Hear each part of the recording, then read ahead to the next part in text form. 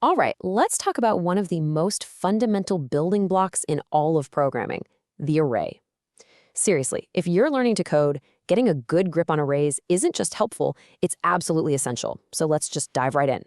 So, let's start with a real-world problem. Imagine you're building a program, right?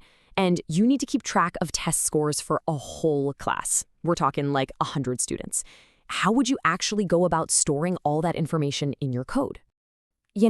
Your first instinct might be to just create a variable for every single student. Something like student 1 score, student 2 score, student 3 score, and you just keep going all the way to 100. I mean, it kind of makes sense, but is that really a good idea? Think about how tedious that would be. Yeah, no, absolutely not. That would be a complete coding nightmare. It's clunky, it's a pain to manage, and it just doesn't scale at all. What if the class grows to 101 students? You have to go back and change the code. There's got to be a better way. And of course there is. This is the exact problem that arrays were invented to solve. They give us a really elegant, powerful, and super efficient way to handle big groups of data. So let's get down to it. What exactly is an array, and what makes it so special? Okay, so here's the core idea. An array is basically a container that lets you store a bunch of items under one single variable name. But here's the key rule. All of the items have to be of the same type. So you can have an array of numbers or an array of letters, but you can't just mix and match them in a classic array. Now let's break down its key features, because this is where the magic really happens. First up, contiguous memory. That sounds complicated, but all it means is that the elements are stored right next to each other in the computer's memory, like a row of houses on a street. This is what makes arrays so fast. To find an element, we use an index, and this is a golden rule in programming. The first element is always at index 0, not 1. And lastly, in most languages, arrays have a fixed size. You decide how big it's going to be when you create it, and that's it. And this little table shows that indexing perfectly.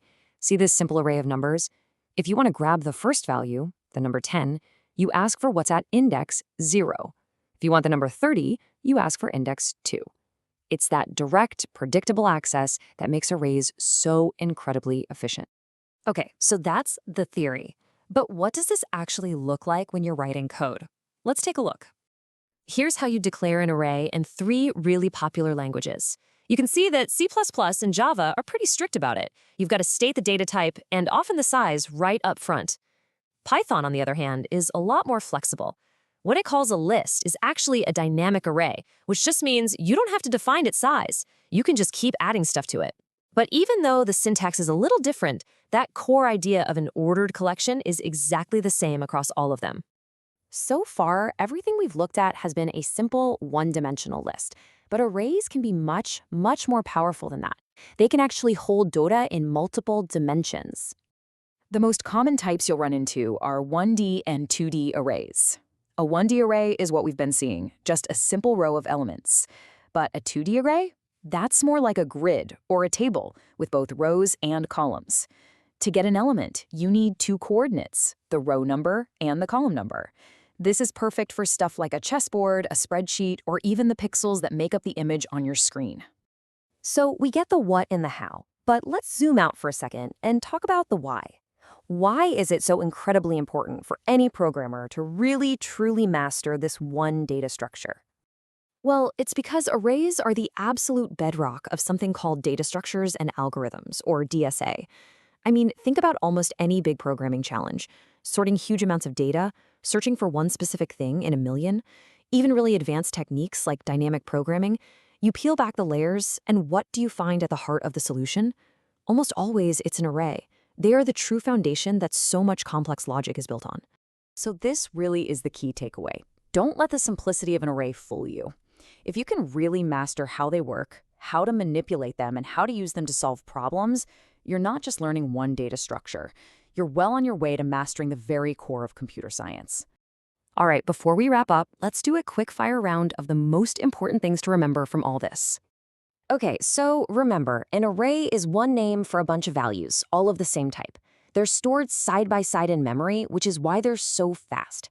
We access them using an index that always starts at 0. And while you can have crazy multidimensional arrays, the simple 1D list and the 2D grid are the ones you'll be using constantly.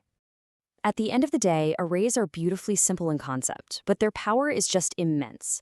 Learning the theory is just step one. The real magic happens when you start using them to build things and solve actual challenges. So the only question left is, are you ready to start doing just that?